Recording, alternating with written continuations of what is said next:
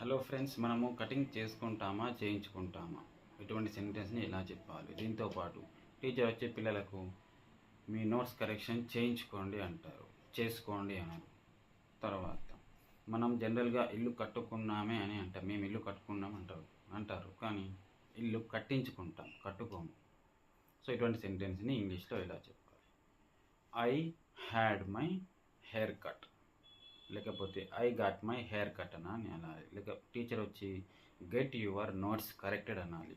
పిల్లలు కరెక్షన్ చేయించుకున్న తర్వాత we got our notes corrected, లేకపోతే I got my notes corrected అని అనాలి. లాస్ట్లో ఇల్లు గురించి we got our home built, మేము ఇల్లు కట్టించుకున్నాము అని అనాలి. సో ఇలా ఇంగ్లీష్ సెంటెన్స్ని మీరు ఈ రోజు నుంచి కొన్ని స్పెషల్ సెంటెన్స్ని కూడా నేర్చుకుందాం. Thanks for watching.